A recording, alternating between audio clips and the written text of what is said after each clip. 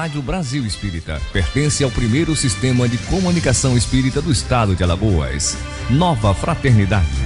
Acesse www.radiobrasilespírita.com.br.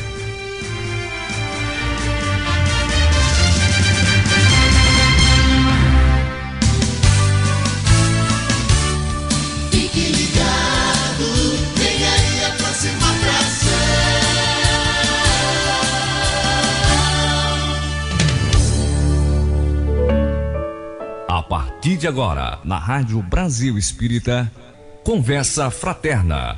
Apresentação, Leone Soares.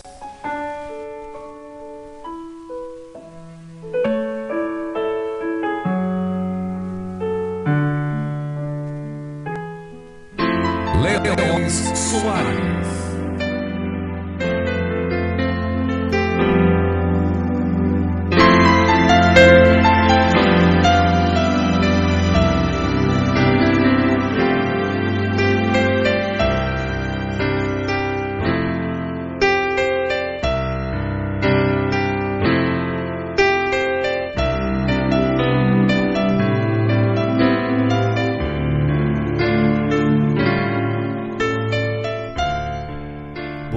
Boa noite, querido ouvinte da Rádio Brasil Espírita.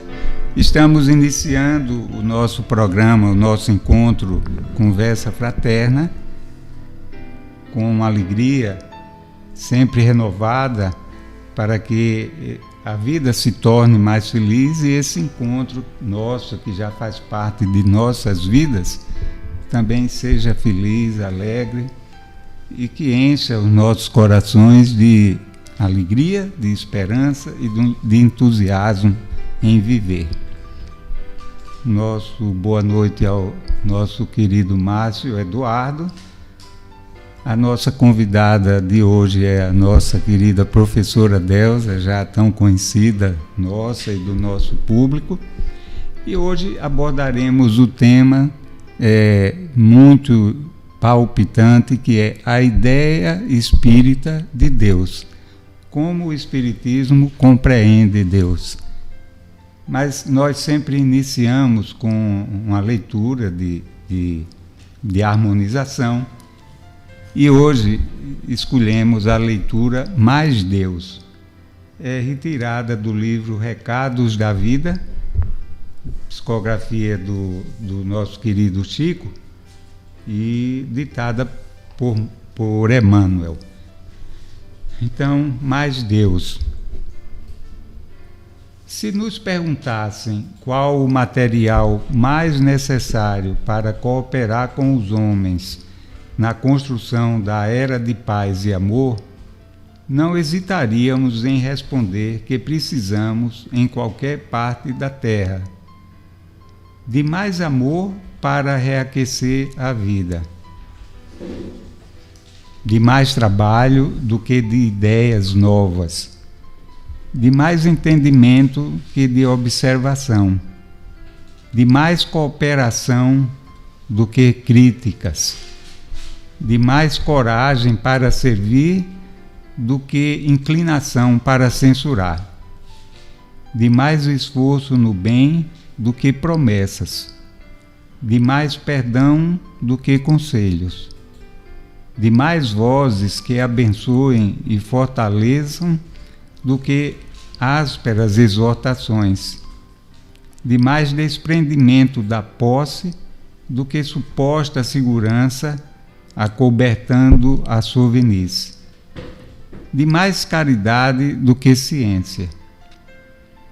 É indispensável salientar, sobretudo, que todos nós, espíritos em evolução, ainda vinculados à Terra, precisamos de menos mundo e mais Deus. Interessante essa reflexão de Emmanuel, que nos leva à compreensão de que em quantas situações nós invertemos as prioridades. O mundo atual, moderno, tão preocupado com a ciência recursos imensos são destinados ao desenvolvimento da ciência, enquanto que o amor, manifestando-se através da caridade, é relevado a um plano secundário. Quantas e quantas vezes nos colocamos na condição de conselheiros e nos esquecemos de perdoar aqueles que, de alguma forma, contrariaram a nossa vontade, nos ofendendo. Quantas outras vezes criticamos tanto e nos esquecemos de cooperar, de ajudar, de construir, de participar. Então, fica aqui a reflexão para a nossa meditação, e procuremos sempre aproveitar essas mensagens que são colocadas para nós de uma forma tão iluminada e tão gentilmente dispostas em nossas mãos. Boa tarde, boa noite a você, querido rádio ouvinte, e boa noite à professora Delza, que está aqui ansiosa em começar a falar. Ela está dizendo que não, mas eu estou sentindo as palpitações do coração dela. Boa tarde, Delza. Boa tarde, Leones. Você é um sensitivo muito apurado, né? Está sentindo já essas palpitações. E olha lá, sem eletrodos. Boa tarde, Márcio. Sempre um prazer estar com vocês. Sempre me deixa muito feliz o convite que vocês fazem. Até porque é tão bom, né, a gente entender que conversar sobre assuntos tão edificantes, né, que nos ajudam tanto a meditar sobre a vida, e queira Deus, ajuda também a muitas outras pessoas, né, que estão nos ouvindo, que estão participando, inclusive com questionamentos, com contribuições, a ter uma visão mais alargada do que essas visões ou essas posturas que muitas vezes até mesmo a gente se pega muito ligado às coisas do cotidiano, né? E muitas das vezes até orar, até parar um pouco e lembrar de Deus, é necessário para isso que haja alguma dor, algum convite mais expressivo, para que a gente se lembre que somos muito mais do que apenas, né, o soma, o corpo, as relações de consumo, as relações que se fazem apenas nas experiências exteriores. Então, muito, muito obrigada. É sempre um prazer estar no convívio de vocês, aprendendo, né? Aprendendo muito. Leone sempre traz mensagens muito boas, como a de hoje. E estamos aqui para conversar, né? Conversar de uma forma assim, muito humilde, porque falar sobre Deus já nos dá a certeza de que a gente está muito distante, né? De poder dizer, eu acho que Deus é assim, ou a tal ou qual religião define Deus assim, né? Porque é de uma grandeza tão grande que a gente ainda não tem, até no linguajar, né?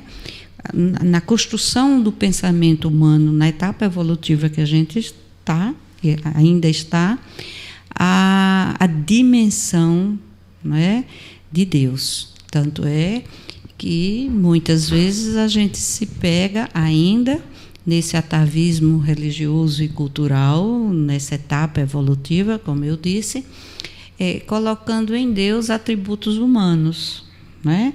Como se Deus, como a exemplo do homem, né? Se irritasse e tivesse então que perdoar, né?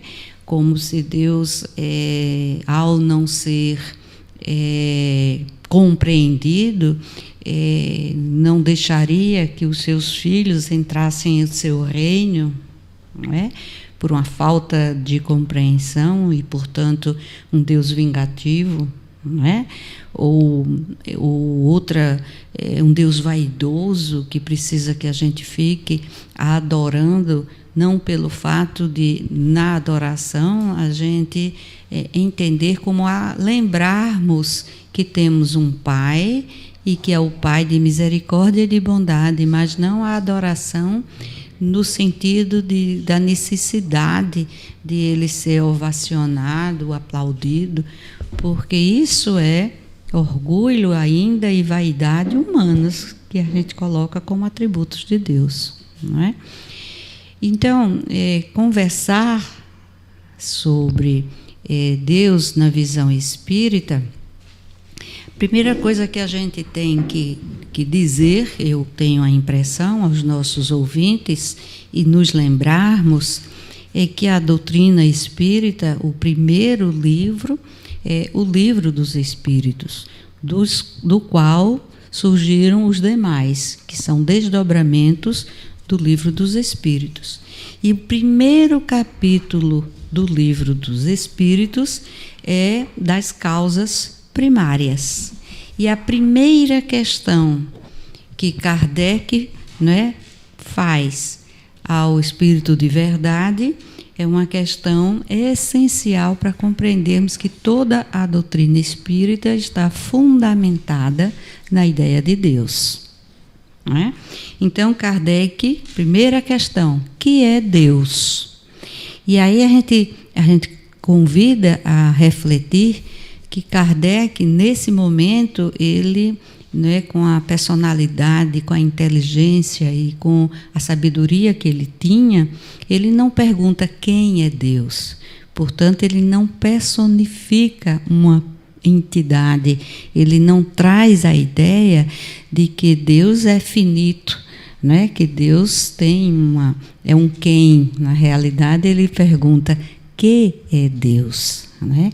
Que é Deus? Que ideia se pode ter de Deus, ainda que seja uma ideia, e aí não foi a pergunta é só que é Deus, mas ainda que não seja a ideia correta, certa, porque ainda estaríamos distantes de compreender. Mas quando ele pergunta isso, a resposta é muito clara, e como toda resposta com sabedoria, é bem simples. E os espíritos respondem: Deus é a inteligência suprema, causa primária de todas as coisas, portanto, de tudo que existe, causa primária. E aí algumas pessoas dizem: mas o que seria isso, causa primária? Não tem muito o que se preocupar, basta ir a filosofia e a ciência, né? E Kardec faz essa pergunta, não é? E os espíritos lembram que não há efeito sem causa, não é? Então, a causa primária de todo esse universo, que ainda é tão desconhecido, né?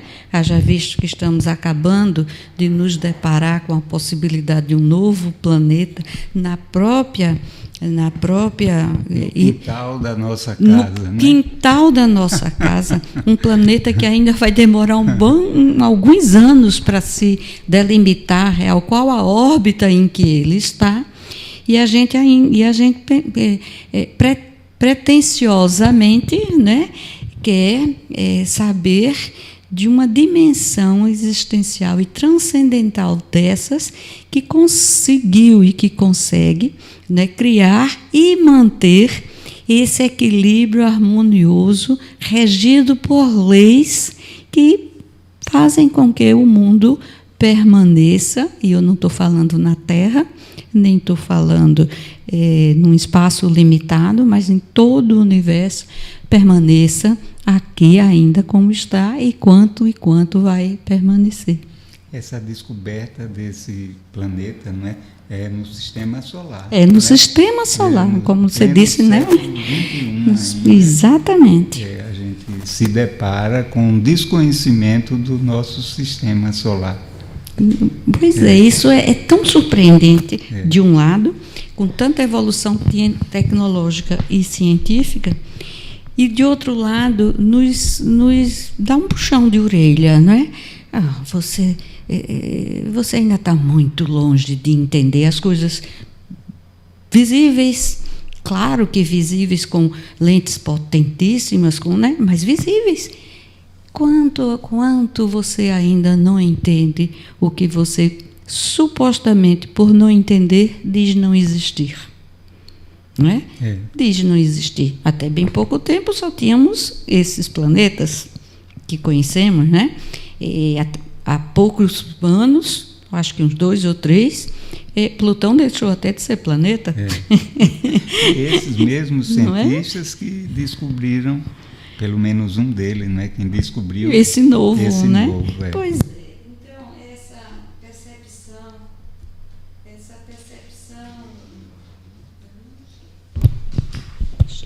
Então, essa percepção da nossa ainda fragilidade, não é? Do ponto de vista de não termos, como disse Sócrates tão bem, né? E ele, quando disse, é porque eu não conheço quase nada, não é? Não foi assim, né? Eu só sei que nada sei, mas esse só sei que nada sei não era para se diminuir, ao contrário. Saber que existia mais conhecimento e ele não tinha. Pois bem, então no livro dos Espíritos, que eu recomendo, quem quiser se aprofundar nesse assunto, esse primeiro capítulo, da primeira parte, depois tem um subtítulo, que é Atributos da Divindade, né? E a pergunta é: pode o homem compreender a natureza íntima de Deus? Não aborde isso agora. Bom, fui tolhida na minha fala, meu Deus do céu. E olha que é uma pessoa que se diz aluno, tolhendo o professor. Mas sabe o que é, professora? Eu queria me reportar ao nosso passado. Depois a gente chega aí. Tudo bem. É o seguinte, claro que nós compreendemos que Deus é único, não é? E que nós construímos uma ideia a respeito dele conforme as nossas convicções, a nossa cultura, a nossa evolução espiritual. Sofremos influências da religião a qual nós nos agregamos, essa série de coisas. E Deus para nós já foi coisas assim muito básicas, não é? Por exemplo, a gente já adorou o bezerro de ouro, não é? O fogo, o sol, os fenômenos da natureza de um modo geral. Isso já se constituiu para nós em uma forma de divindade, de um Deus, não é? E a gente vem aos poucos construindo, em função da nossa evolução, uma outra concepção. Vamos nos aproximando muito lentamente, mas estamos nos aproximando de uma visão, digamos assim, mais sutil e mais próxima, ainda que muito distante, dessa realidade. E a gente teve, já com Moisés, um avanço muito grande, Moisés trazendo para nós, que era o que nós poderíamos alcançar há 3.500 anos atrás, já a concepção de um Deus único, essa percepção de um Deus único, ainda que um Deus muito à nossa feição, não é? Aquilo a que você se referia, um Deus que se magoava, que tinha preferências, que castigava, que submetia a gente a testes assim para ver até onde ia a nossa fé, como se não nos conhecêssemos. E isso foi durou ou ainda dura até o momento, não é? Para muitas pessoas esse entendimento desse Deus, digamos assim, Deus dos exércitos, não é? Um Deus que para quem alguns são simpáticos e outros não. E Jesus já veio nos trazer outra compreensão, não é? Outro entendimento sobre Deus. Jesus veio nos falando sobre um Deus Pai, um Deus de amor, Criador do universo, como no passado se compreendia, mas acrescentando a isso uma outra percepção, um outro entendimento. Só que Jesus também não podia encerrar nos seus ensinos tudo o que ele poderia fazê-lo pela nossa limitação, não é? Nossa capacidade de entender, de elaboração das ideias, da nossa inteligência, e eu digo até também dos nossos merecimentos, não é? Dos nossos sentimentos. Mas todo esse processo ele é dinâmico, tudo não parou, nem em Moisés e nem em Jesus. E Jesus, como nosso guia espiritual, como governador do planeta, continua nos proporcionando os meios de crescimento, de evolução. As nossas necessidades vão mudando, vão se ampliando, a nossa capacidade de percepção, de entendimento, vão se tornando também mais amplas, né? Vamos podendo enxergar de uma forma mais abstrata as coisas, que nós somos todos cheios de referências aqui, não é? Precisamos das nossas referências aqui, nossos parâmetros para dimensionar, para compreender as coisas. No entanto, Deus não está contido nessas nossas referências, né? Nesses nossos parâmetros. Ele vai. E a doutrina espírita veio prosseguindo com os ensinamentos de Jesus, veio nos trazendo toda essa maravilha, que é Jesus continuando a sua missão de nos conduzir à plenitude, não é? E eu acho esse caminho aí maravilhoso. E muitos de nós, ou quase todos nós, ainda conservamos presos a essas ideias antigas.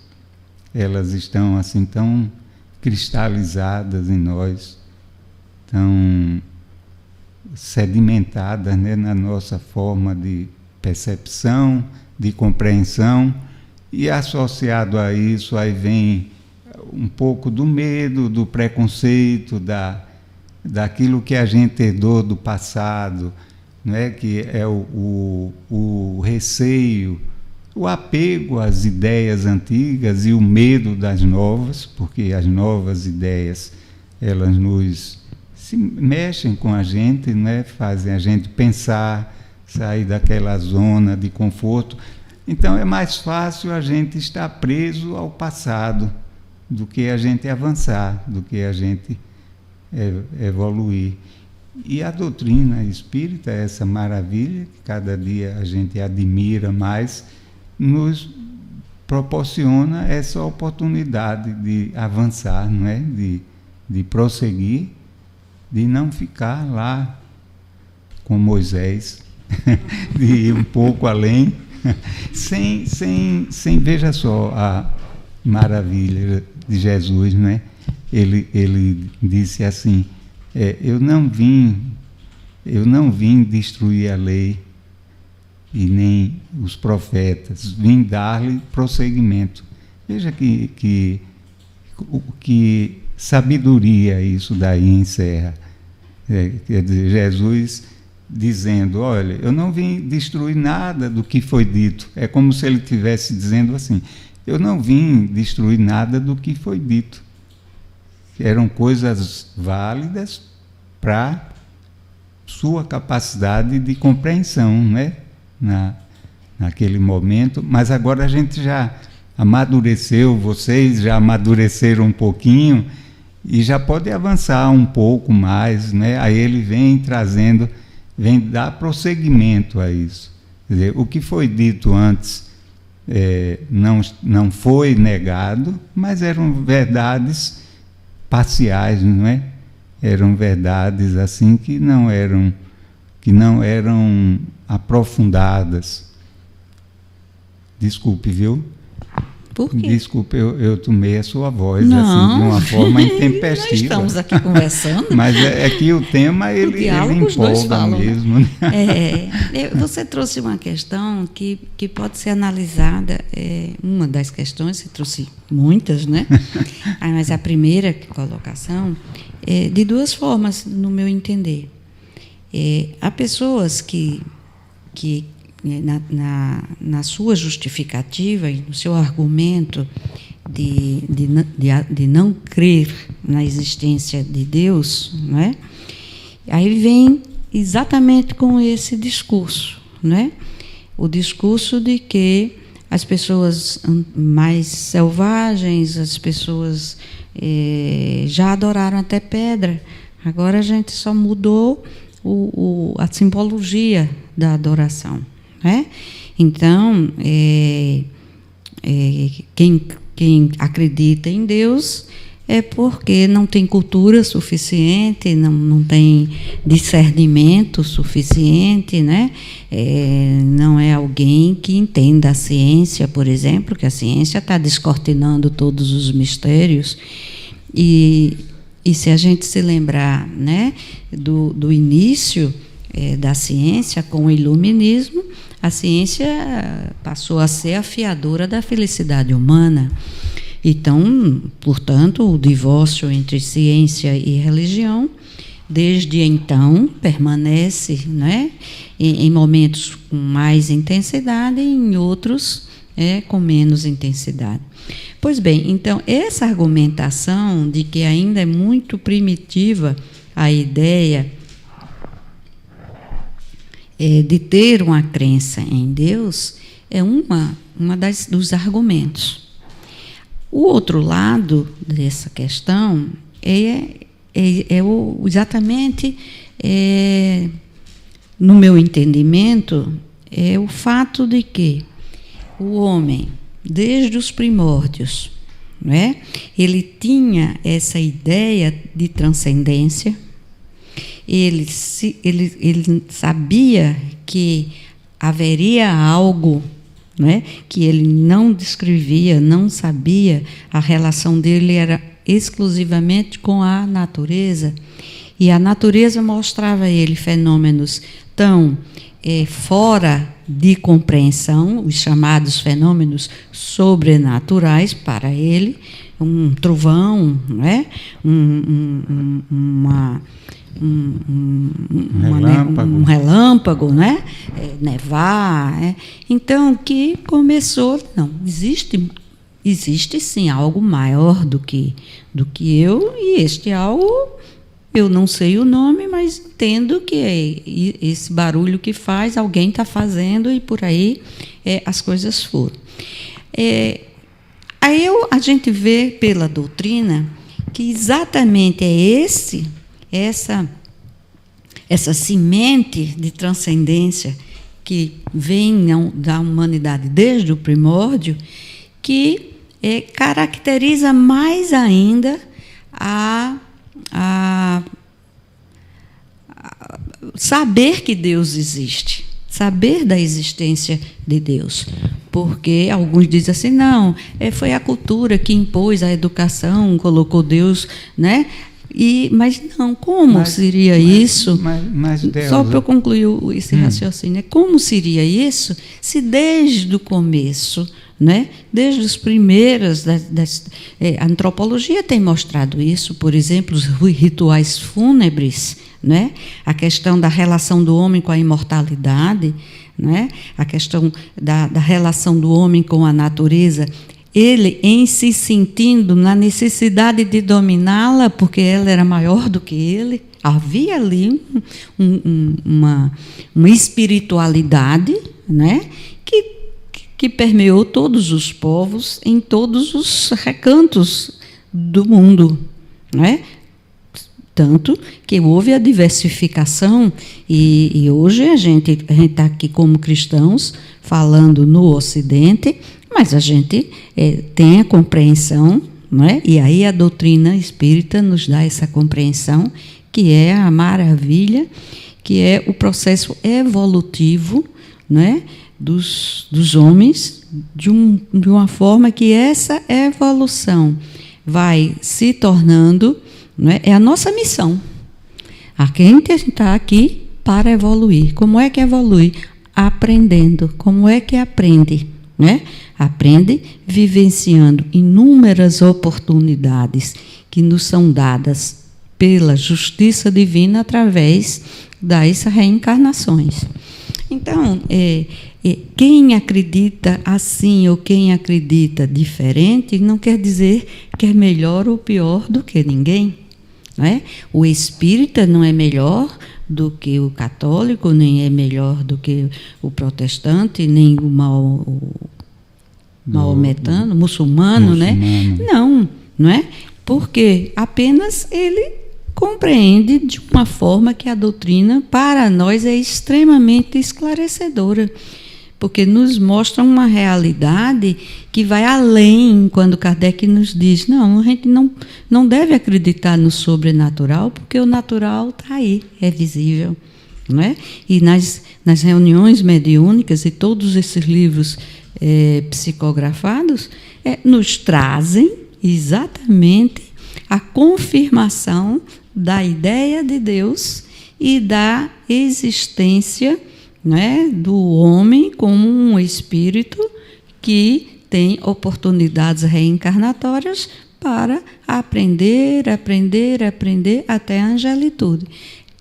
Essa é, para mim, o argumento que me faz não acreditar em Deus, mas saber que Ele existe. Não é a questão de crença, é uma questão de saber. E essa questão a que você se referiu, que é a questão primeira do Livro dos Espíritos, que é Deus, primeiro a pergunta em si já é maravilhosa, né? Ela em si já sugere, já nos ensina muita coisa, já desperta em nós muita coisa. E a resposta dada pelos Espíritos também fantástica. A inteligência suprema, causa primeira de todas as coisas. Causa primeira ou primária, né? Primária faz diferença, Então depois nos esclareça. Então, o que acontece? Houve um desvirtuamento, eu não digo desvirtuamento, mas essa descoberta desse ser superior, isso daí é um processo lento e paulatino. Nós não podemos nos recriminar pelas nossas descobertas, ainda que limitadas, do passado, né? Foram avanços. A gente já compreender, já perceber Deus no trovão, por exemplo, já foi um avanço muito grande ali, a divindade, né? E que na essência já era uma coisa maravilhosa. Você reconhecer a existência de um ser, de um ente superior, muito além da nossa capacidade de entendimento e de compreensão, né? Então, isso é maravilhoso. E o que os Espíritos nos dizem, causa primária de todas as coisas, ela é maravilhosa, porque ela sintetiza uma realidade. Mesmo que alguém pense naquele Deus que foi, digamos assim, ou que ainda é divulgado como esse Deus injusto, que castiga, que maltrata, que aquele Deus mais ou menos lá delineado no Antigo Testamento. Eu acho que é natural que as pessoas que têm um pouco mais de senso crítico que não aceitem isso como um ser superior. Já essa proposta da doutrina espírita, não, porque ela coloca Deus acima de tudo. Não é? Onde está, então, que não pode haver um efeito sem causa. Não pode haver um universo sem uma força superior que coordene, isso é o que é Deus para nós, né? Nós aprofundamos esse sentimento, essa compreensão, observando os atributos de Deus, né? De amor infinito, de onipresença, de onipotência, enfim, de Pai que Ele é, né? Mas essa compreensão de Deus como esse algo que transcende a nossa compreensão e que rege, disciplina todo o universo, aí eu acho que já fica mais compreensível, mais suscetível de ser compreendido por uma pessoa afeita à ciência, por exemplo. Porque isso aí a gente não pode negar. A existência de algo, não importa o nome que a gente dê, que transcende a tudo, que coordena, que estabelece, tira o caos desse contexto, porque não pode haver um universo funcionando tão harmonicamente, o sol nascendo todos os dias, no seu mesmo horário, as estações do ano se repetindo, nós somos capazes de conhecer a órbita de um determinado planeta, saber em qual instante, através das leis da astronomia, em que local aquele planeta vai se encontrar em determinado momento, né? Então, isso aí não é fruto do caos, isso aí não é fruto do acaso. Então, é isso que estabelece essa ordem, é o nosso Deus, o Deus espírita, né? Que está acima de tudo isso, que coordena, que estabelece essa ordem. A questão na doutrina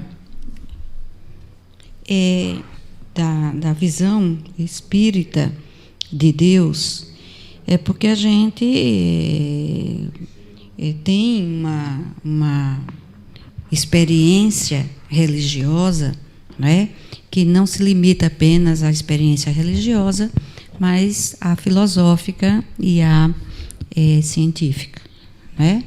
Então, essa tríade que perfaz uma síntese metodológica importante para a gente ter a compreensão do fato em si, né, ou da ideia em si, é que nos permite, né, entender, ter essa visão de Deus, né, numa compreensão do que seria a onipotência, do que seria a imutabilidade, o que seria a justiça divina, né? E, como você bem diz, chame o nome que chamar. Mas esses atributos que a gente que estão tão clarificados pela doutrina para a gente, não é que a gente tenha, mais ou menos, no meu entender, senso crítico, não é? É porque a gente tem uma vivência pautada nessa síntese metodológica de experiência, né, da experiência científica, que é traduzida, por exemplo, nas inúmeras, desde o princípio, como é que nasceu a doutrina, nas experiências mediúnicas, que nos traziam a realidade dos fatos. Não é só achar que a gente é espírito imortal, conversar e conhecer através deles as experiências pelas quais passa após o desencarne.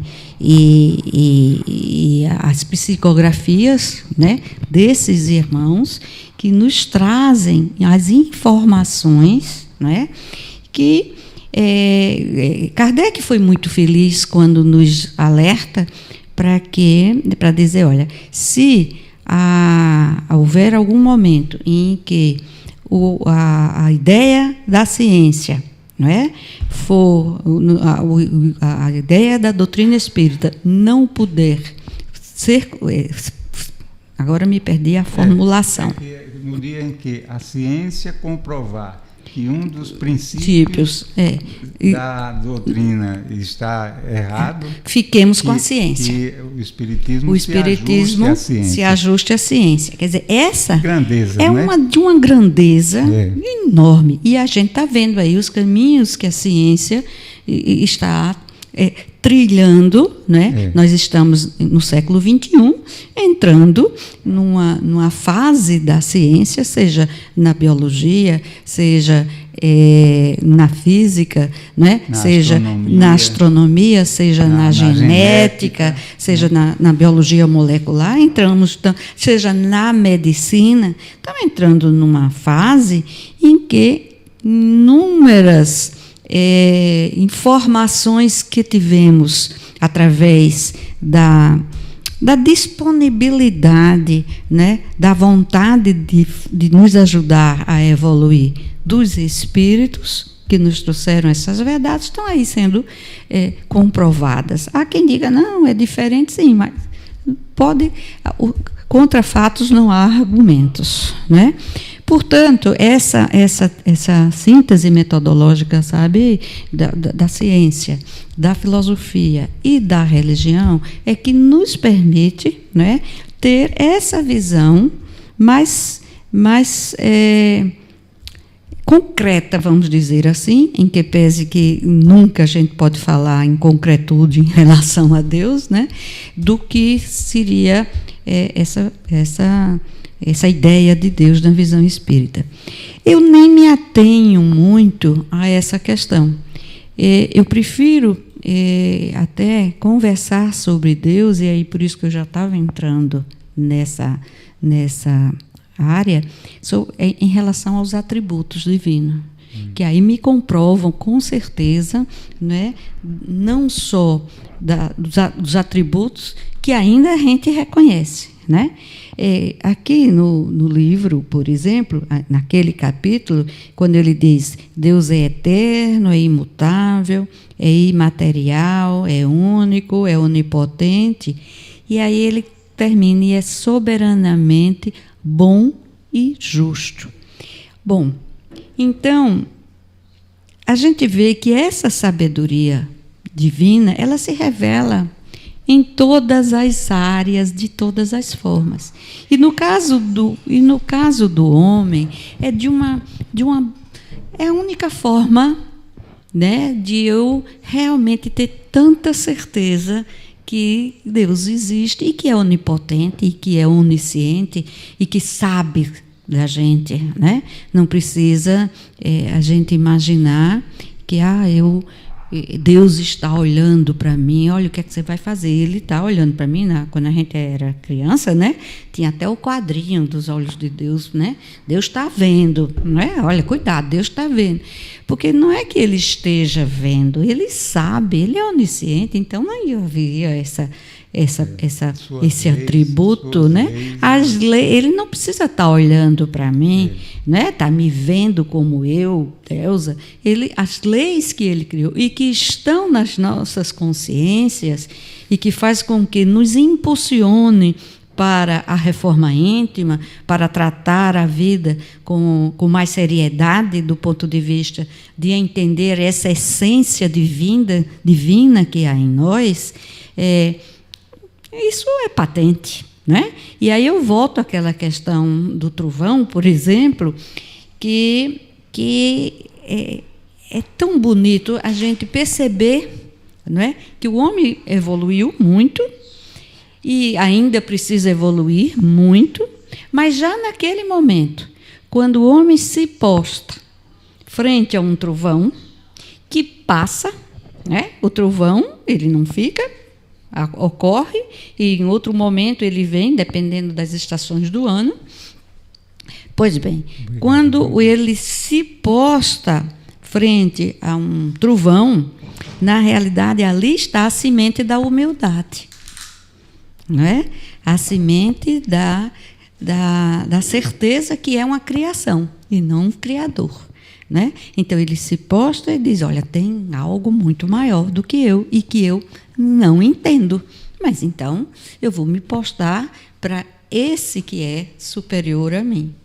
E a semente da humildade é a semente do amor, porque você não ama sem ser humilde, sem considerar o outro, né, digno do seu amor, digno da sua consideração, do seu afeto, do seu respeito, da sua igualdade, da sua possibilidade de olhar o outro como você se olha, né, como irmão. Também não estou falando do amor, porque o sentimento do amor para a gente ainda também é ainda muito ilhado, né? Muito.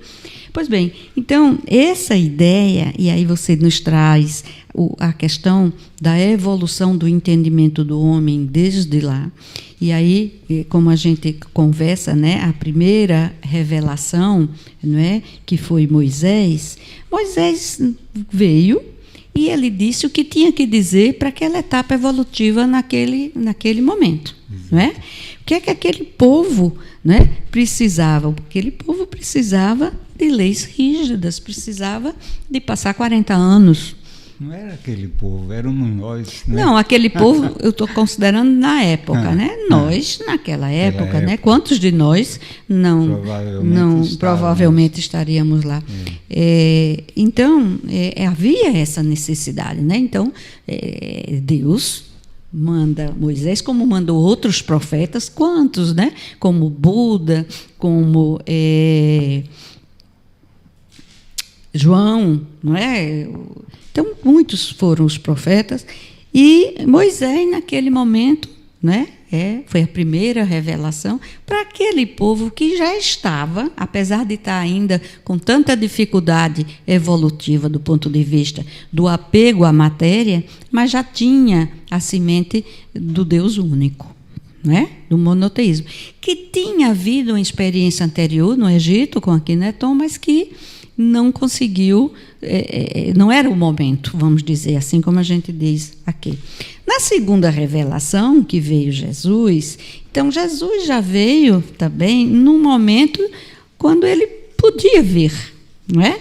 E a vinda de Jesus é de uma maravilha tão grande, Deus nos reconhecendo realmente como filhos, que nos manda Jesus encarnar como humano, não é?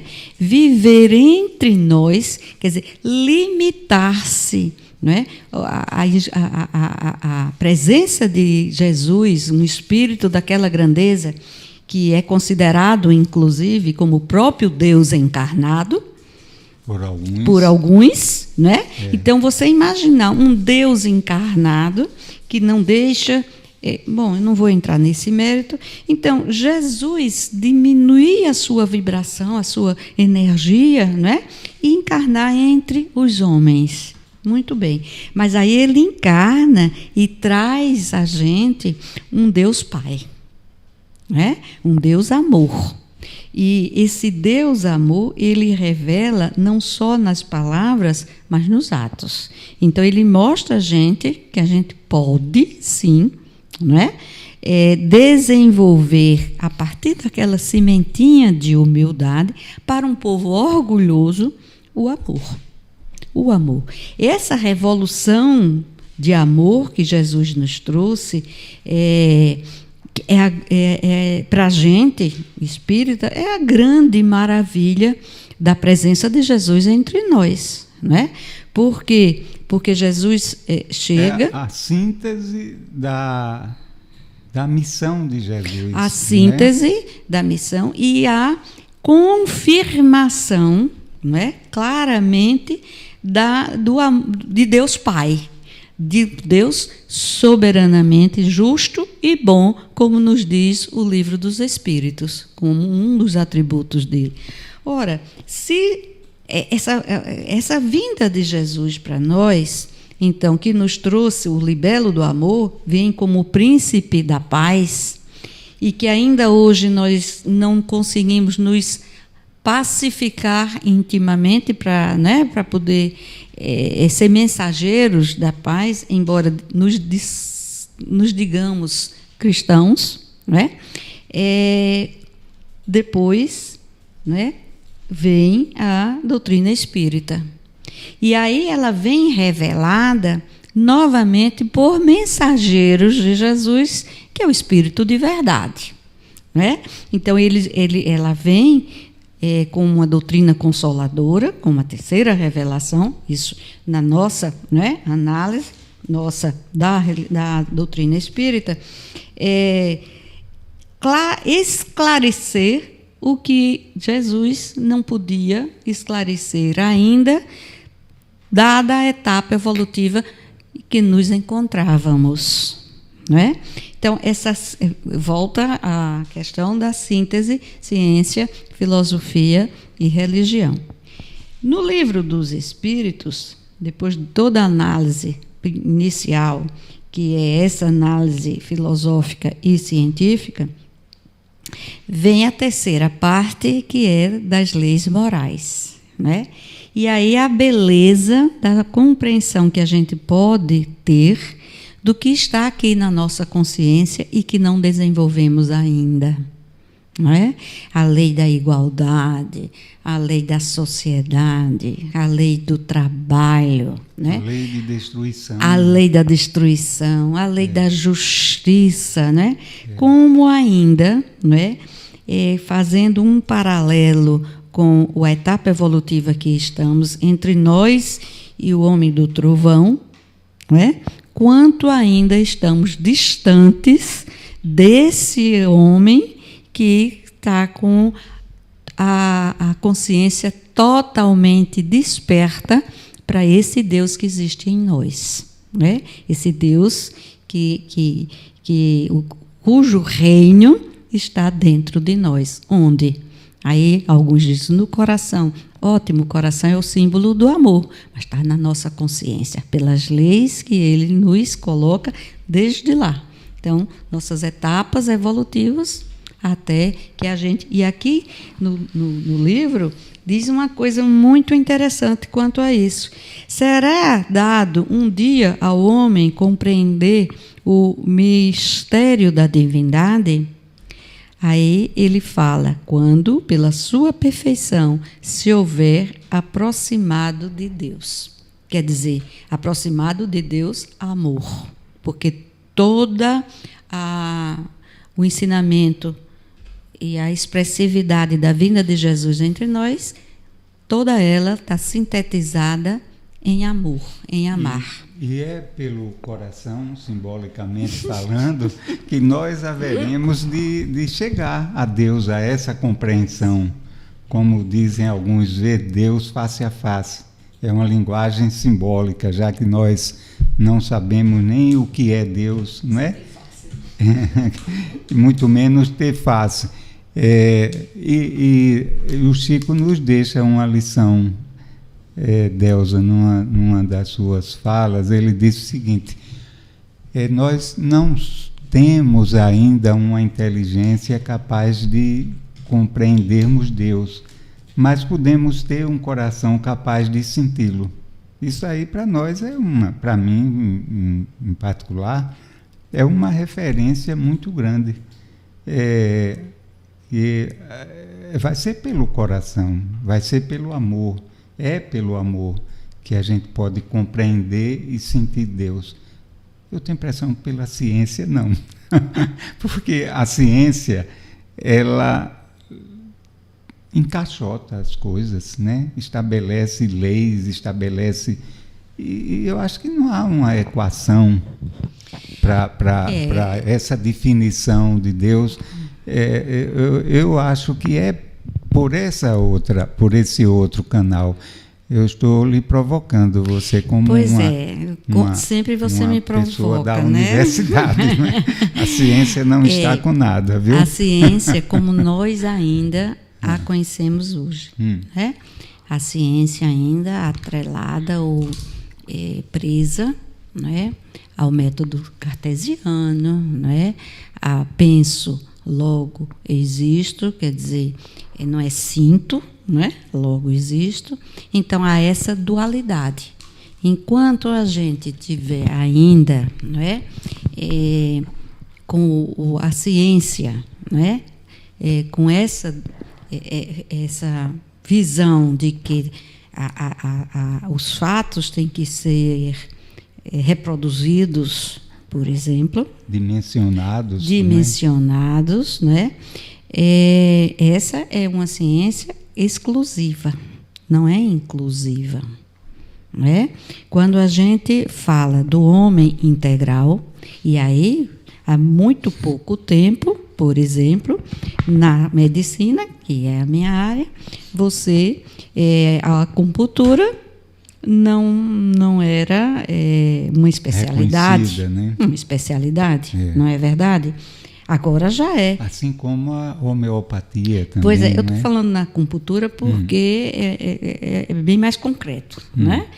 E ainda tem muita gente que não reconhece a acupuntura, que é milenar, medicina chinesa, muito antes de Descartes. Não é?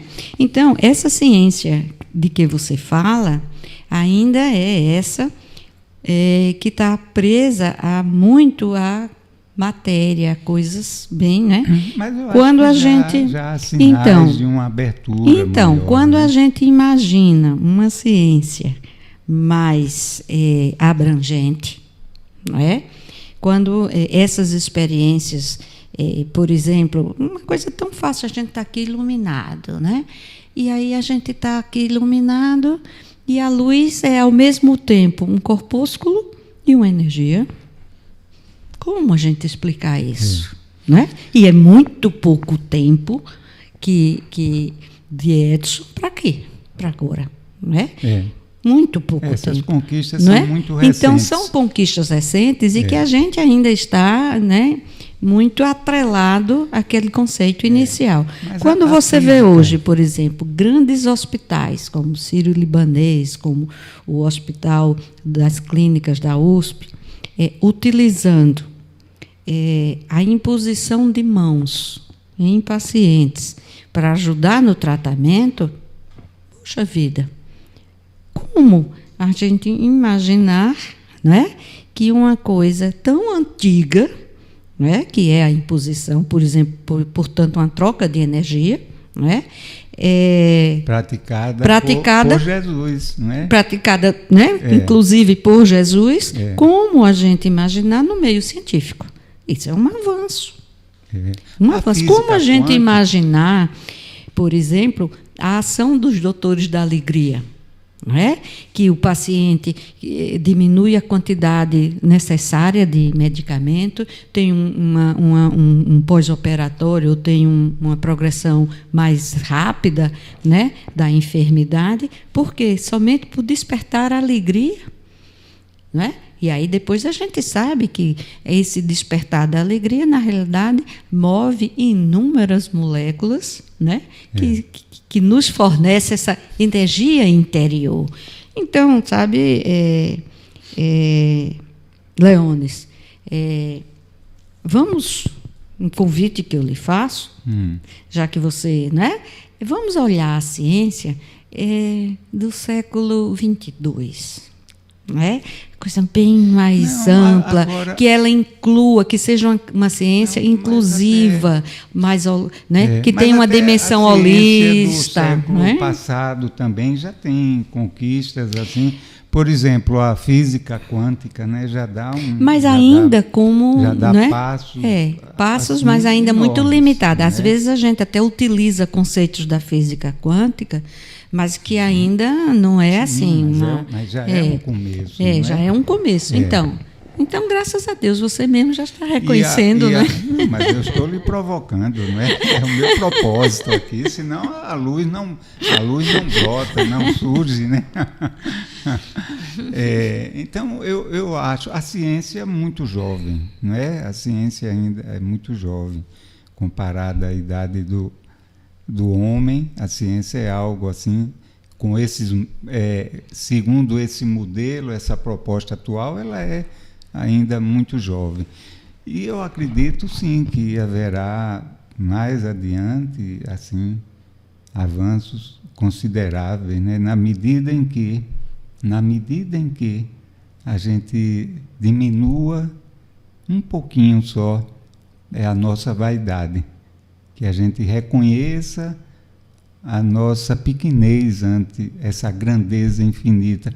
Porque isso daí, Deus, é mais ou menos como a gente pedir a uma partícula de água, a uma molécula de água, pedir a essa molécula de água que explique para nós o oceano.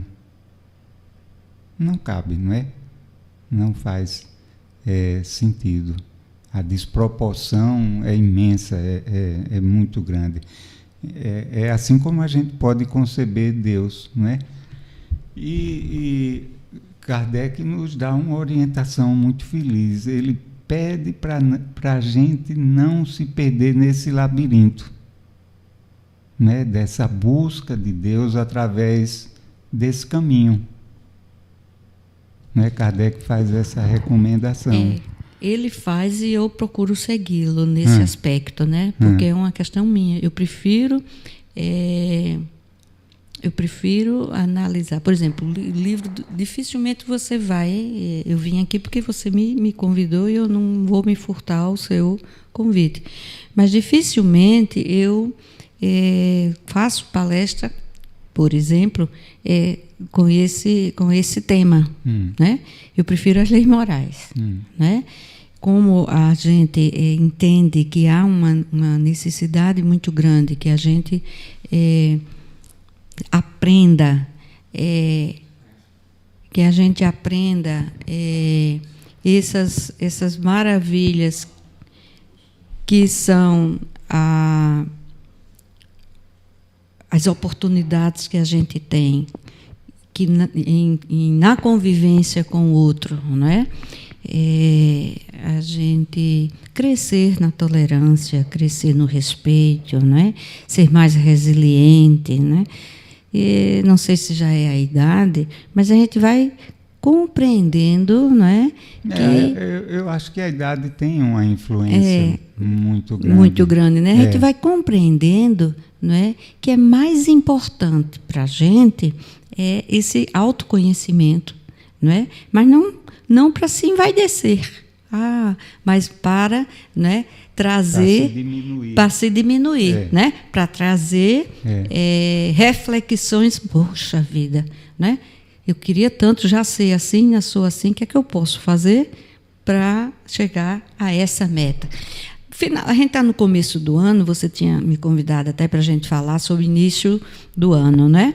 E eu estava muito feliz, que é até uma das palestras que a gente conversa, em seminário, porque a gente chega no final do ano, a gente traça metas materiais, né? Então, a gente chega no final do ano e a gente diz, puxa vida, o ano passado eu me propus a emagrecer, eu me propus a estudar mais para passar no vestibular ou para passar num concurso, eu me propus a melhorar no emprego, né? Eu me propus... Então, a gente vai traçando as metas e dificilmente a gente inclui nas nossas metas aquilo que é mais importante, não é? Que é, bom, eu tenho ainda pessoas com quem eu não consigo me relacionar na família. Então, no ano de 2016, eu vou passar a minha meta, quando chegar em dezembro de 2016, eu dar um abraço nessa pessoa, consciente de que a estou amando. E isso é um processo, não é? Eu tenho fulano que é chato, desculpa a expressão, né? Quando telefona, a gente fica, meu Deus do céu, vai me tomar 1 hora no pé de ouvido. E a gente evita, quando, na realidade, quem sabe esta pessoa, né, demora tanto porque está precisando que a gente ouça. Está precisando que a gente ouça. Então, essas metas do princípio de ano, a gente inverte um pouquinho, né? E fica muito centrado nas metas, de uma certa forma, materiais. E esse ano eu me reconheci intolerante com Márcio Eduardo, vamos dizer, né? Próximo, 2016, eu vou ter, né, como objetivo desenvolver a minha tolerância. Eu sou intolerante, por quê? Porque ele faz isso, ou faz aquilo, mas ele está certo nisso, naquilo outro, e por que eu não vê-lo como ele é e me lembrar das boas qualidades que ele tem, né? Essa é uma meta de princípio de ano. Quantos de nós, de fato, né, fazemos esse planejamento de final de ano? Olha, nós costumamos fazer um pequeno intervalo, não é, para tomar uma água e tal. Mas o tema está tão saboroso e as questões são tão... aqui já estão brotando, que a gente poderia abrir mão desse intervalo. Não é? Pois não, doutor, pois não. E a gente gostaria de lembrar para os nossos ouvintes que as perguntas suas, as suas considerações, com certeza serão muito úteis para lançar luzes sobre as nossas considerações, as nossas... E a gente lembra aqui os nossos meios de comunicação com a rádio. Pode ser através do telefone 82 30 21 39 81. Eu vou repetir. 82 30 21 39 81. Você pode entrar em contato através dele ou através do Skype. RBE 2014, não é? Ou ainda através do chat no portal da Rádio Brasil Espírita, ou ainda através do Facebook. Há tempo ainda de você mandar, fazer a sua participação. Nós queremos mandar um abraço para a Jane, lá de União dos Palmares, que inclusive pediu para que a gente repetisse aqui esses meios para que ela pudesse também participar aqui com as perguntas. Nosso abraço para você, Jane. Obrigado pela sua audiência. Então, continuando, a gente já nós poderíamos trazer já as perguntas, as participações dos nossos ouvintes, e que nós vamos procurando respondê-las e, ao mesmo tempo, fazendo mais alguma consideração. Nós temos a participação de Aline. A Aline é da Igreja Adventista aqui de Maceió. E ela faz a seguinte pergunta. Jesus, representante de Deus aqui na Terra, veio vivenciar o Evangelho do amor, aliviar dores. Segundo o Espiritismo, milagres não existem. E como compreender as curas que Jesus materializou? Esses milagres não seriam a prova da existência divina? Quer que eu repita ou não se faz necessário? Acho que não. Não, né? Você já começar a responder? Não, pode, fique à vontade. Aline. Aline, que bonito o seu nome, Aline. Eu tenho uma sobrinha muito querida que se chama Aline também. De fato, não, na questão de ser ou não milagre, não é importante para ser prova da existência de Deus, né? As provas da existência de Deus são a própria natureza, né? Toda a harmonia, da natureza, todo o equilíbrio, né? São, evidentemente, isso está muito claro para a gente, ali naquele primeiro capítulo da existência de Deus. Basta olhar o mar, olhar o nascer do sol, olhar o equilíbrio das florestas, olhar as cadeias alimentares, né? Que a existência de Deus... Isso a gente se circunscrevendo ao nosso planeta, não é? Que é uma poeirinha cósmica, não é? Pois é, né? Uma poeirinha cósmica mesmo, né? Mas a presença de Jesus, né, como é colocado, né, é filho de Deus. Eu também sou filha de Deus, né? A dimensão é que é muito diferente, né? A dimensão de Jesus, para a gente, ele é o governador da Terra, ele participou da criação do planeta, né? Então, não há como a gente poder ter a dimensão da espiritualidade de Jesus, não é? Então, Jesus fazendo a imposição das mãos, Jesus curando, não é? Jesus, tudo aquilo que Jesus fez, ele mesmo nos diz: eu faço, vós podeis fazer isso e muito mais. Não é? Para a gente e para aquele povo, e nós que poderíamos até estarmos lá, era um milagre, era algo sobrenatural, de fato, como ainda é aqui agora, para muita gente, algo sobrenatural ligar a televisão e ver uma imagem que está acontecendo lá no Japão, não é? Sem compreender ainda a grandeza espiritual de Jesus, que poderia realmente, né, movimentar as energias sem derrogar nenhuma das leis da natureza. Isso é que é importante, né? A imutabilidade de Deus, ela é expressa através das leis, né, que ele ordenou para que houvesse essa harmonia toda no universo.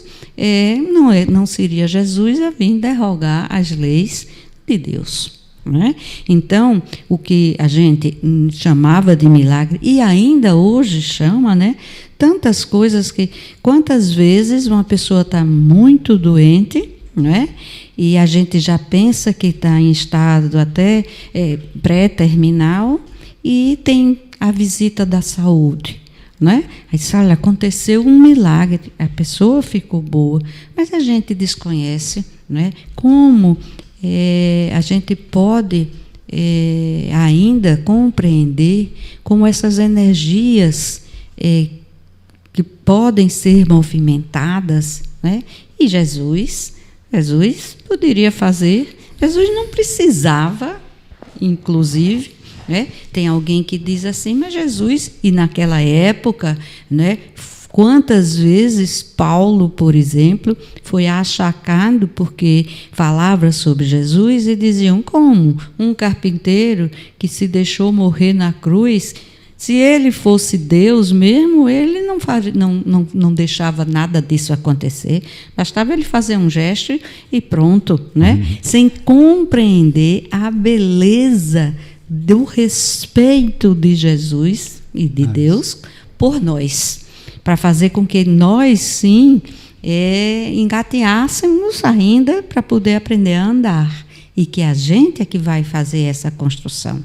Então, Aline, para a doutrina, a questão do milagre, a questão não é que, para quem quiser acreditar assim, não tem, ótimo, maravilha, que acredite. A fé é essencial, né? Agora, a gente entende que vai além das nossas limitações, inclusive científicas, de compreensão, porque existem, como diria lá um filósofo antigo, que eu não me lembro, há muitas coisas entre o céu e a terra que desconhecem a nossa vã filosofia. Mas Kardec foi muito claro nisso, né? Porque até para dar um salto entre a fé baseada sem raciocínio, né? Baseada no milagre, no sobrenatural, que alguém é quem vai nos curar, que alguém é que vai, né? E a história, inclusive, de a gente prometer, né? Prometer algo para poder ganhar essa troca religiosa que muitas vezes a gente e que foi objeto, inclusive, de cisões religiosas à época, né? Isso é que não há necessidade. Todo o convite de Deus é o nosso, que nós sim temos capacidade, nós temos potencialidade, nós somos potência divina. Portanto, nós sim é que temos que construir o nosso caminho redentor. Muito bem, Aline, muito obrigado. Vocês da Igreja Adventista estão sempre participando, estão sempre na audiência da rádio. Isso é um motivo de alegria e, no nosso entendimento, de uma abertura assim mental muito interessante, dispostos e até curiosos em conhecer, em saber as ideias que permeiam a nossa doutrina.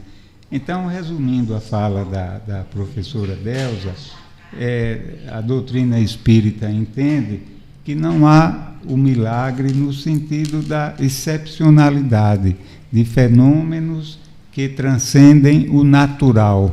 Tudo na natureza é regido por leis, e algumas dessas leis nós já as conhecemos e outras não.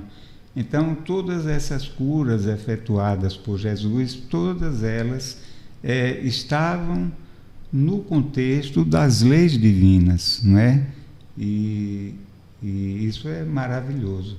Vamos trabalhar para nos fazer merecedores dessa compreensão, não é? E poder auxiliar a nós mesmos e aos nossos irmãos com mais afinco, com mais determinação. Obrigado, então, pela sua participação, Eline. Temos uma outra questão, uma outra pergunta de Lucas. O Lucas é aqui de Maceió. Ele diz o seguinte: ouvi em um programa, há pouco aqui na Rádio Brasil Espírita, que a pessoa se referia a uma frase bem comum: sou ateu, graças a Deus. Como compreender esta frase aos olhos do Espiritismo? É bem comum mesmo, Lucas, você tem razão, não é? E é bem comum e é bem antiga, não é? Até numa necessidade, não é? Numa necessidade, talvez movido até por um certo orgulho, não é? De não ser tão atrasado, de ainda acreditar, não é, em Deus. Muitas das vezes é o orgulho que faz com que a gente, né, não tenha a humildade de compreender que, há um Deus. Ô Delza, deixa eu fazer um parênteses. Joana de Ângeles, ela faz uma referência a esse fato.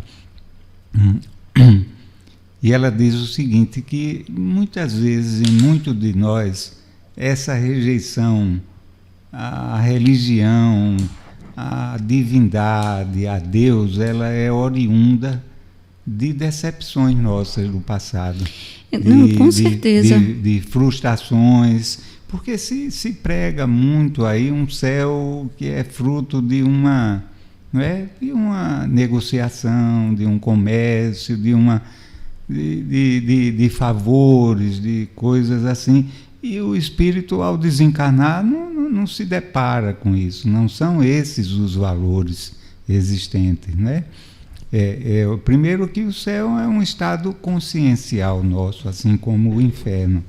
É um estado íntimo, de paz, de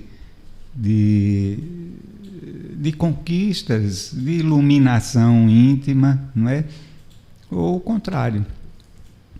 Então, ao se deparar o espírito, a não se deparar com o paraíso, aí vem a revolta, não é? Às vezes vem a dor, às vezes a pessoa, sei lá, apostou toda a vida numa ideia, renunciou a muita coisa, deu seu patrimônio, não é? E depois não encontrou esse céu prometido. Aí vem essa revolta aí.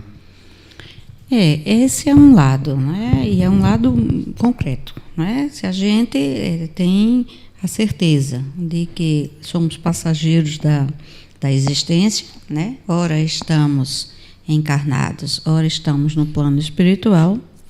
E quando estamos no plano espiritual, temos a visão alargada, aí entendemos muitas das coisas que a limitação do corpo não nos permite entender, até por uma necessidade de sobrevivência, que é o esquecimento, né? Que a gente não poderia sobreviver aqui, né? Se lembrando das existências anteriores.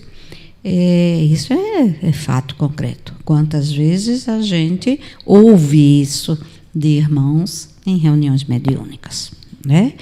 Decepcionado, triste, o que é que eu estou fazendo aqui, né? Por quê? Porque tinha uma concepção de uma viagem para o paraíso, né? E o paraíso ainda está um pouquinho distante, né? Nessa etapa evolutiva de todos nós. Mas a frase tem duas conotações. Primeiro, tem a ideia de se afirmar ateu, ter a necessidade de se afirmar ateu. Na realidade, a pessoa está dizendo a si mesma, né? Ao dizer eu sou ateu, está dizendo a si mesma a necessidade de não abrir mais perspectiva de ser enganado. Porque não é a ideia de Deus, é a ideia de como passaram para ele em outras encarnações e nesta mesmo a ideia de Deus, né? Um Deus assim ou diferente, mas que não entra, né, na perspectiva da experiência de vida dele. E a segunda ideia é a ideia da afronta mesmo, né? Eu sou ateu, graças a Deus, quer dizer, é a ironia, né? É o sarcasmo, dizer, olha, você está falando de um Deus, eu também estou falando, só que o Deus que você está falando é um Deus que você acredita, e o Deus que eu estou falando é um Deus que eu estou ironizando você por acreditar, não é? Então, ainda uma perspectiva imediatista. Muito bem, Lucas, muito obrigado pela sua participação e vamos adiante, não é? Temos agora também Marta é daqui de Maceió, e ela pergunta como entender a essência de Deus na visão espírita. Está escrito aqui de uma forma truncada, mas como entender a essência de Deus na visão espírita? Mais ou menos o que a gente conversou, né, até agora. Primeiro, a gente se lembre que ainda somos muito pequenos para entender a essência de Deus, né? A gente pode fazer a ideia, a visão espírita de Deus, como foi dito aqui, né? Deus, inteligência suprema, causa primária de todas as coisas, quer dizer, é o Criador, né? Atributos que a gente coloca nele, que são atributos ainda limitados pela a nossa percepção desse contexto, que é Deus é imutável, Deus é onisciente, Deus não é. Então, mas o que é imutabilidade? Do ponto de vista realmente de uma visão, de um sentido de imutabilidade, como Deus é. O que é? Quando a gente diz assim, algumas pessoas dizem bem assim, Deus é a causa primária, e quem causou Deus? Né? Mas tem uma outra questão que é, Deus é eterno. Né? O homem é imortal, mas Deus é eterno. Né? Então, essa não faz muito sentido. O espírito, não é? Não é o homem, é o espírito. O homem no sentido do espírito, né? O espírito é imortal, né? O homem que tem um espírito, ou o homem que, né, na realidade é o corpo onde habita um espírito, é imortal, né? Nós fomos criados, mas somos imortais. Mas Deus não, Deus é eterno, não é? Então, Lucas, Marta. Marta. Você tem um nome também tão bonito, Marta. Você me faz lembrar aquela passagem de Marta e Maria. Pois bem, E Lucas também. Nome, Lucas, Então, eu não me prendo, como eu disse antes, eu não me sinto capaz de entender a essência divina. Agora, a doutrina nos diz, né, isso. Inteligência suprema, causa primária de todas as coisas, e que a certeza da presença, da existência dele é só olhar para a natureza. E que também os espíritos não definem Deus, né? A essência na resposta também não define a essência divina. E veja bem, Marta, a própria pergunta de Kardec já é uma pergunta de uma grande sabedoria, né? Quando ele faz, que é Deus? Veja que diferença seria se ele fizesse... Não, tá faltando? Né? Que diferença seria se ele fizesse quem é Deus? Né? E a questão seguinte de Kardec está ainda mais esclarecedora. Ele pergunta, Deus é o infinito? E a resposta diz não, porque o infinito já é limitado e Deus não é o infinito.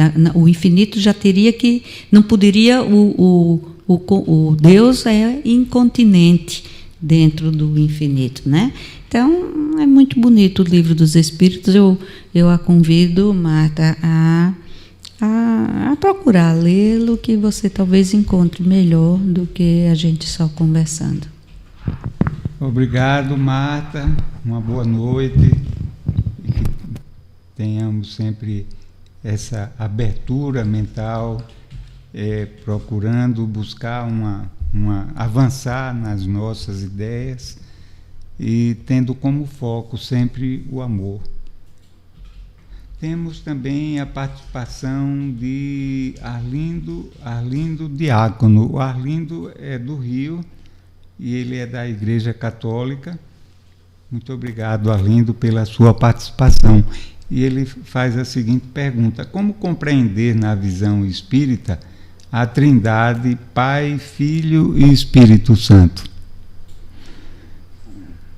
Arlindo, muito obrigado pela sua participação e a gente fica muito feliz em tê-lo aqui como ouvinte da Rádio Brasil Espírita. Olha, Arlindo, nós, ao longo da nossa conversa de hoje, já deu para a gente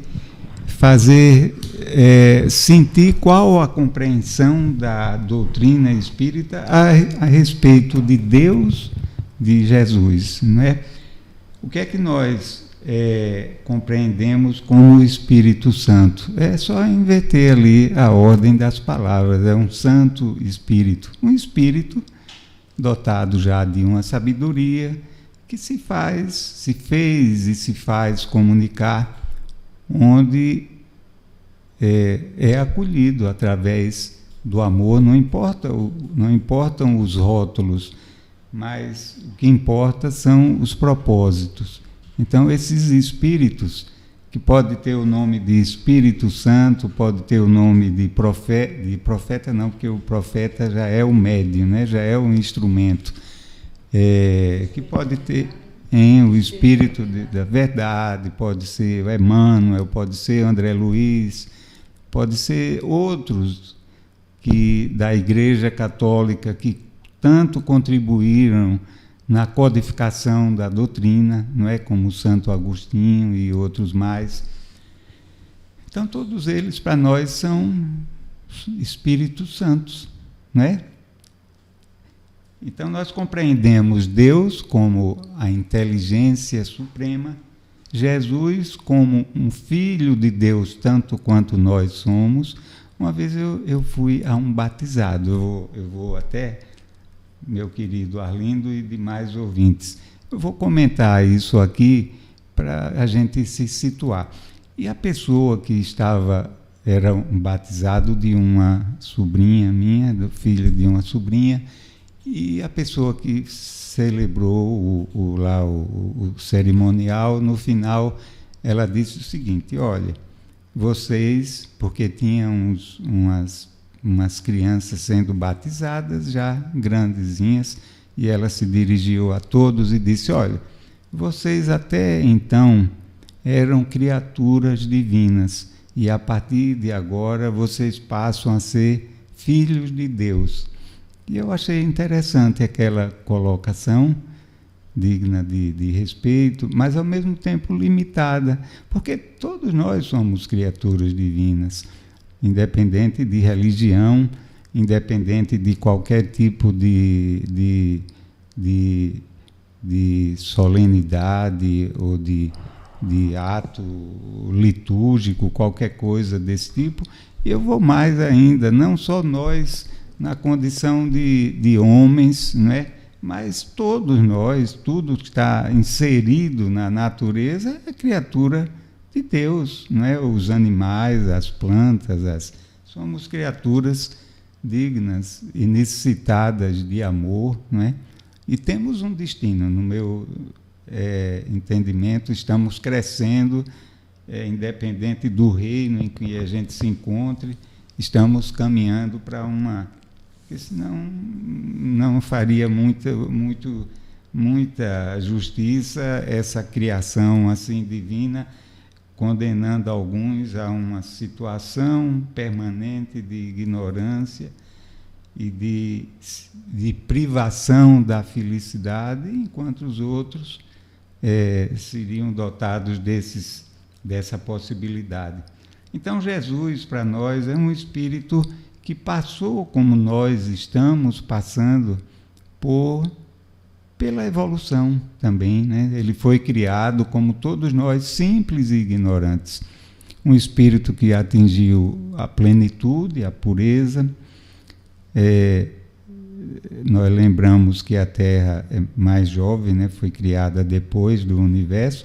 A ciência diz que a Terra tem mais ou menos 4,5 bilhões de anos, enquanto o universo estima-se em 15 bilhões de anos.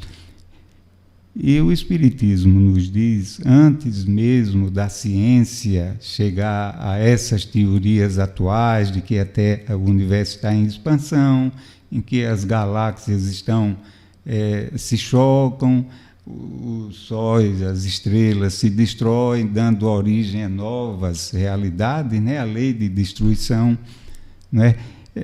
Então, muito antes da ciência propor isso, daí o Espiritismo já dizia o seguinte, que os mundos em que Jesus evoluiu há 4,5 bilhões de anos atrás, eles já não mais existiam, porque eles foram destruídos pela própria evolução. Então, há 4 bilhões de anos e meios atrás, Jesus já era um espírito capaz de receber a missão, vamos dizer assim, de Deus, para não complicar muito a nossa conversa, de ser o governador espiritual do nosso planeta, né? e de, digamos assim, de coordenar uma equipe que criou a Terra mesmo, né? Desde a sua formação geológica, e recebendo a missão de conduzir a nós, espíritos, que viríamos habitar aqui, a essa plenitude do amor, não é? Da pureza, a que Jesus já havia chegado bem antes de nós.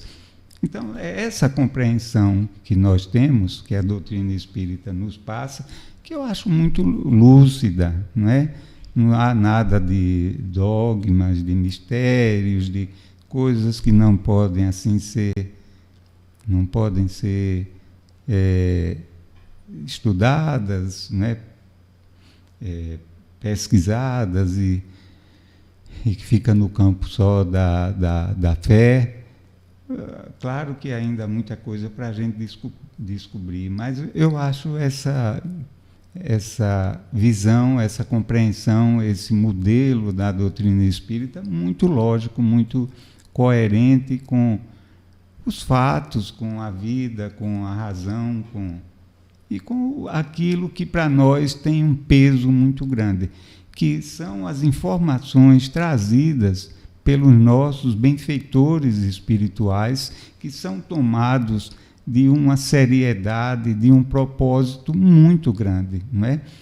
Haja vista aquilo a que você se referiu, que o Kardec, mesmo na condição de encarnado, ele disse aquilo: no dia em que a ciência comprovar que o Espiritismo, que um dos postulados, dos princípios da doutrina espírita está equivocado, que a doutrina se modifique e se ajuste aos fatos, à verdade.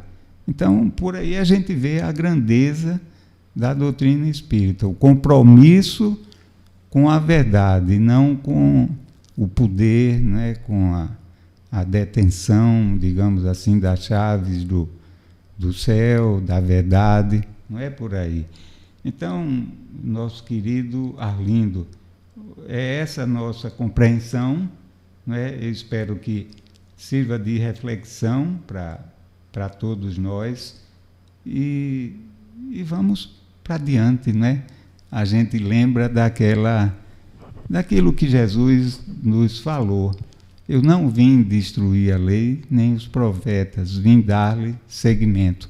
Então vamos avançar, vamos continuar a nossa caminhada, nos cortando esses grilhões que nos prendem ao passado e que nos impedem de avançar, de amar com mais profundidade, né, de estender toda essa possibilidade de iluminação a todos, aos outros, ampliar tudo isso. Isso é muito maravilhoso. Eu acho que já há sinais assim, não é, de líderes de outras igrejas. O Papa, por exemplo, atual, tem uma postura, né, de tanta abertura, de tanta valorização do ser humano, da simplicidade, da ausência de vaidade, de exclusivismo. Eu acho isso maravilhoso, muito bom. Como um líder da Igreja Católica, que tem um número enorme de almas ali sob o seu, digamos assim, a sua orientação, né, sob as suas referências, eu acho isso muito bom. Muito obrigado, Diácono Arlindo, pela sua audiência e, por favor, em outros momentos, traga as suas contribuições e as suas energias positivas aqui para nós. Uma boa noite. Temos a participação de Renata também, da Bolívia.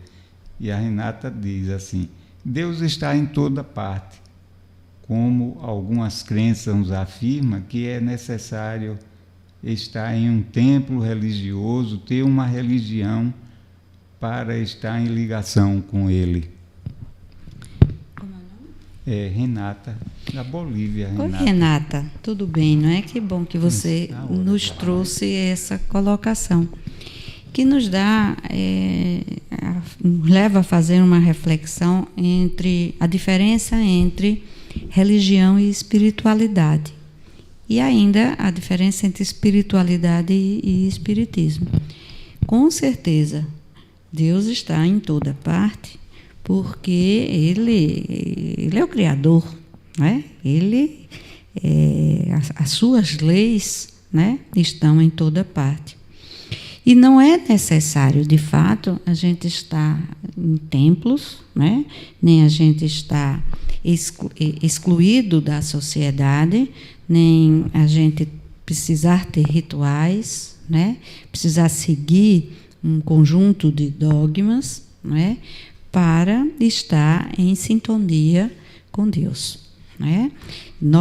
A nossa espiritualidade, a nossa transcendência, né, na visão de espiritualidade, ela é muito maior, muito mais alargada do que contida, né, do que se estivesse contida num conjunto de regras, num conjunto de cânones, né, para que as religiões nos limitam. E às vezes é por isso que muitas, como na pergunta anterior, e às vezes essa percepção da necessidade de que tem que estar num templo, ou tem que é pecado mortal, por exemplo, né? Eu não sei se ainda é, mas você não ir para o culto religioso toda semana é um pecado mortal, quer dizer, direto para o inferno, não é? Então, não há necessidade disso. E quando a gente desencarna, não é? Que chega na vida espiritual, e apesar de não ter feito isso, a gente muitas das vezes é melhor recebido do que quem estava tão dentro dos templos, não é? Do que tem uma citação de Madre Teresa de Calcutá, que é muito bonita, né? Que não é a oração quem nos conduz, os lábios que proferem as orações, né? Não são tão importantes, ou não são tão, né, do que as mãos que cuidam. É mais ou menos isso, mas que reflete, né, isso. Então, você pode ser ateu, você pode ser a religião que você quiser, ou não ter nenhuma, mas se você for amor, se você praticar a caridade no sentido de caridade com o BIP, né, com benevolência com o outro, né, tolerância, né, com as imperfeições do outro e o perdão das ofensas, essa é a verdadeira caridade, não é? Então, nós estamos aqui para isso, para desenvolvermos essa caridade, que é a representação do amor. Então, toda vez que eu me lembrar, eu não preciso me lembrar de Deus, mas eu preciso me lembrar de que o outro é tão importante quanto eu. O outro merece o mesmo respeito, é digno de ser abençoado, no termo mais amplo, com os mesmos direitos, né? De ter uma evidência como ser humano, tanto quanto a minha.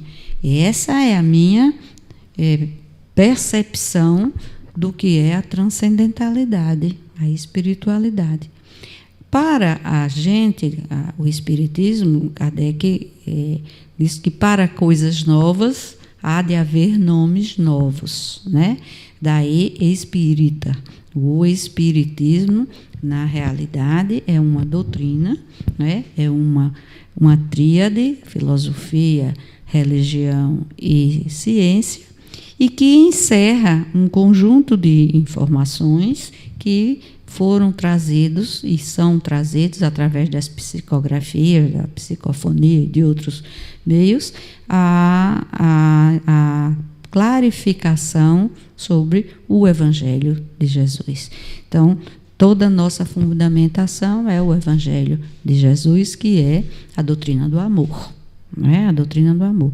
Então, não há necessidade, por exemplo, para nós, a caridade é que conduz à salvação. A salvação no sentido do processo evolutivo do homem à angelitude. Né? Não é a religião.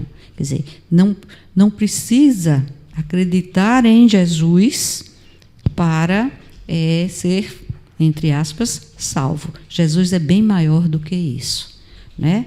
Deus é bem maior. Ainda é uma visão de colocar em Jesus, em Deus, os atributos do homem. Preciso ser reconhecido, preciso que gostem de mim, para eu poder, não é, ajudar, para eu poder estar trazendo essa pessoa para junto de mim.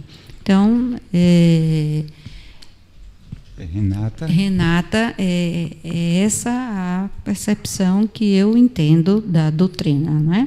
Quer dizer, nós não temos nenhum apego,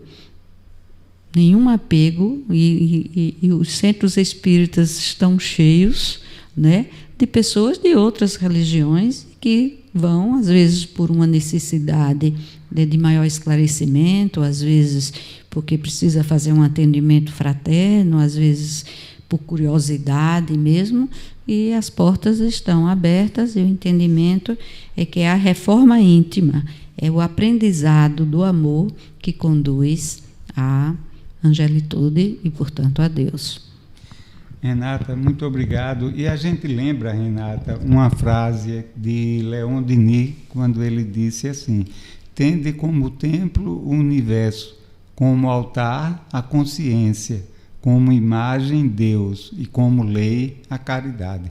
Então, não precisamos estar circunscritos a espaços, nem a rituais, nem a formalidades exteriores, para estarmos em sintonia com as forças do amor, estarmos em sintonia com Deus. Basta usarmos os canais que estão na nossa mente, né? Porque tudo é mental, a nossa comunicação se estabelece através dos canais da nossa mente que se propagam infinito afora. Olha, muito obrigado a todos vocês. A noite foi maravilhosa, Delza. Agradecemos a você cada vez que vem aqui. Eu não digo que você nos surpreenda, não, porque não é surpresa, mas você traz assim uma contribuição valiosa para a nossa reflexão, nosso aprendizado, e com certeza eu pessoalmente termino o nosso programa mais rico, menos ignorante, digamos assim. E a vocês, ouvintes, que a paz do Mestre possa se fazer no coração de cada um, e que o amor se manifeste de forma mais intensa e mais generosa em todos nós, extravasando dos nossos corações e se estendendo a todos aqueles com quem nós encontramos na vida. A sua despedida. Muito obrigada mais uma vez, e a sua generosidade, né? Não quero ficar vaidosa, né? Mas eu gostaria de encerrar lembrando a oração que Jesus nos brindou, não é? Que é o Pai Nosso, não é?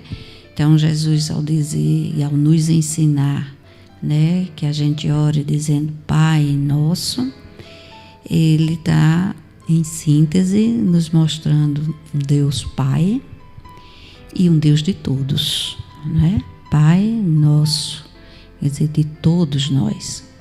Portanto, a fraternidade universal tem como raiz entender Deus como esse Deus de amor, né? Esse Deus que não vai nos negar em nenhuma circunstância, não é?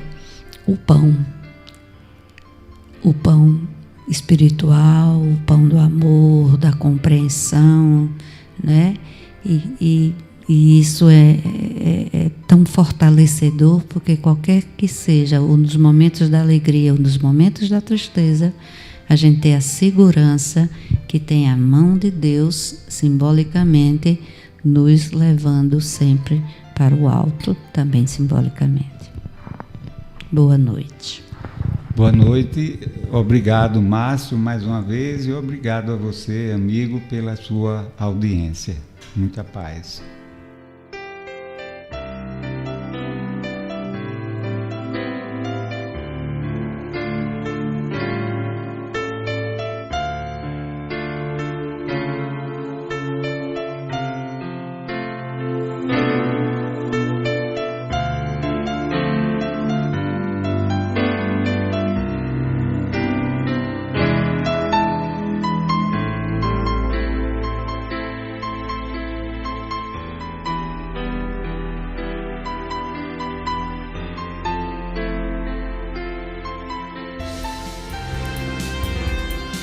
Acesse www.radiobrasilespírita.com.br